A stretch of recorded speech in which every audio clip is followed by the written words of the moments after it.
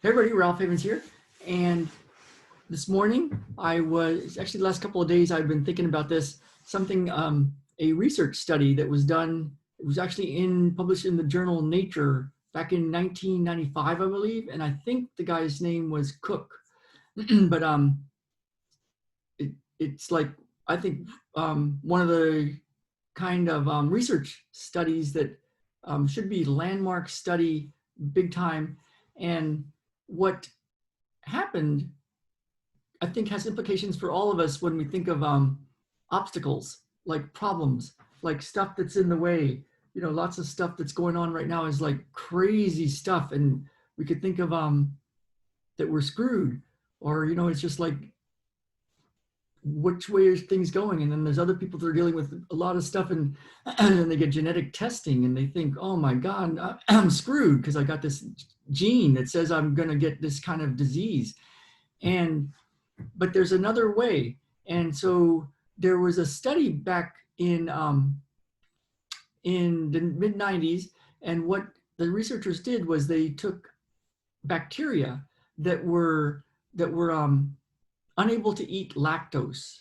So that stuff that's in milk, they were unable to eat lactose. And they put this bacteria in petri dishes, little dishes, plastic dishes, with the only substrate they gave them was lactose. So they put food in there that they can't eat. It'd be like giving us food, like giving us bark or something from a pine tree and saying, okay, good luck with that.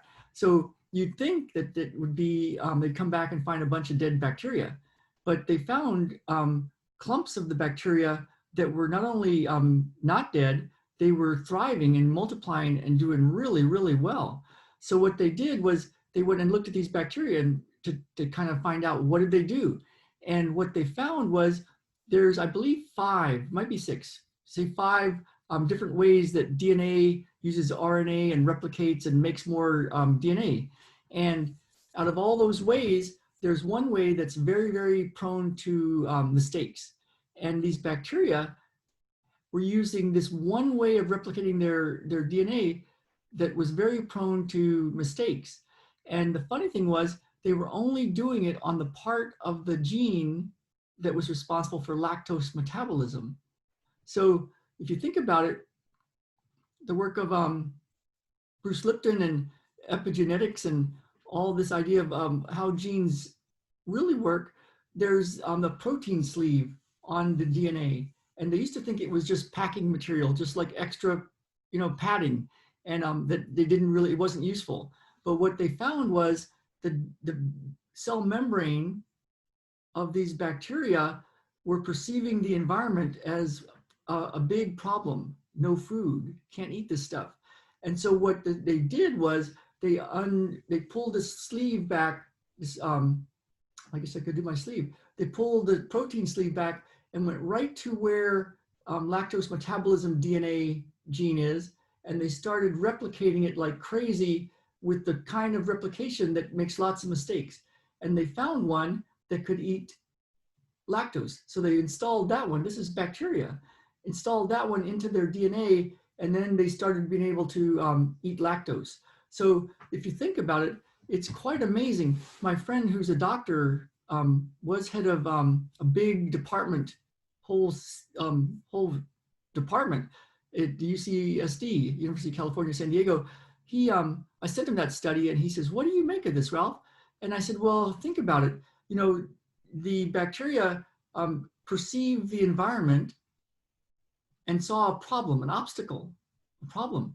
And then it went straight to work and started to make it a big win for itself. It unlocked the DNA, the code of life, and started to change it, and then created a version that could eat lactose. So based on its perception of the environment, it changed its actual DNA. So when you think like you're screwed because you have a gene that doesn't, that maybe some researcher says is responsible for some sort of disease, maybe, but why would what makes that sleeve unravel and then make that gene active? Maybe it's our perception of danger, perception of the environment, the way we view the world. Is it an obstacle that we can work with, or is it just like we're screwed? And so it has big implications for a lot of stuff because, you know, there's a great book called Run to Overcome. Meb Keflezighi, Olympic medalist and New York and Boston Marathon winner. And when he was a kid growing up in Eritrea, he was eating dirt, literally, because they didn't have any money. And they were hiding, him and his brothers, from the Ethiopian army because there was a big war and between Eritrea and Ethiopia, I believe.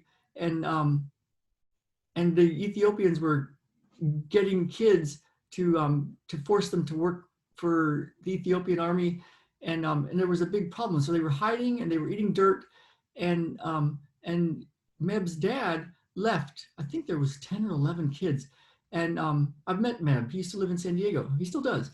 And he took off on foot from Eritrea, which is a Eastern African country next to Ethiopia and Kenya.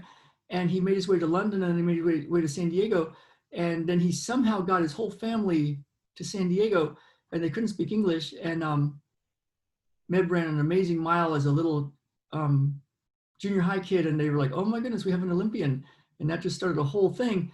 But his dad worked a lot of hours as a taxi cab driver.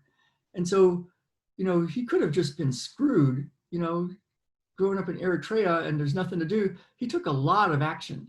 So it's not like these just perceive the world as good, like these bacteria perceiving the world as, oh, it's all good, it's all good, I'm going to think positive thoughts.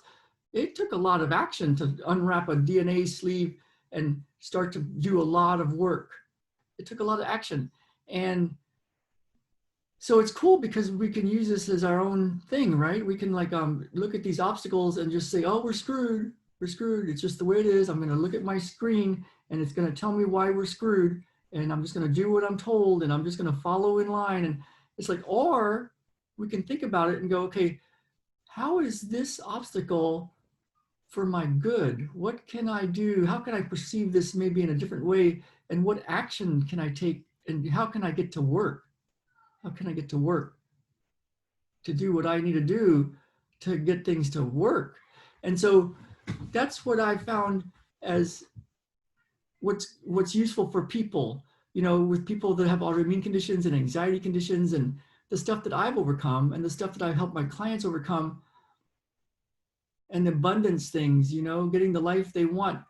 There's problems and it's not like you're going to get rid of all problems and live in the land of no problems. There'll be new problems, but how are you going to handle the ones you're in right now? And how is it actually for your good? So there's a way to really go inside and clear whatever that is in us that, that stands in the way. And maybe it's not standing in the way. Maybe it's the actual miracle that's pointing us exactly to what we need to do in order to get to the next level. And that's what I do with my clients. That's what I've done with myself. That's what I do. That's how I've seen people transcend stuff. And if you're interested in that, if you're interested in going through that and not just being, you know, somebody that's affected by and there's nothing to do because of your environment, but I can actually take your environment and transcend it and have come out the other side better because you had the obstacle. If you're dealing with an autoimmune condition, an anxiety condition, a mental game thing, if you're an entrepreneur that has a lot of self-doubt and limiting beliefs and imposter syndrome and anxiety, if you've got an autoimmune condition and some sort of health challenge, if you've got something not going right, there's a way to find out what your body is doing and how to shift that. And if you want to go down that road, there's a Love Your Life Blueprint session that I have. It's only for people that really want to take a look and take responsibility and go for it. And if that's interesting to you, then message me. Just PM me and I can send you a full masterclass on how this way of looking at the world works. And then you can decide if you want to book that kind of call with me. So that's what I have for you today. Love Your Life Again Blueprint call. But first you got to kind of see if it's something that you want to go down that road, and just PM me if it is. So let's get out there and live. Let's really live. And I will see you guys later.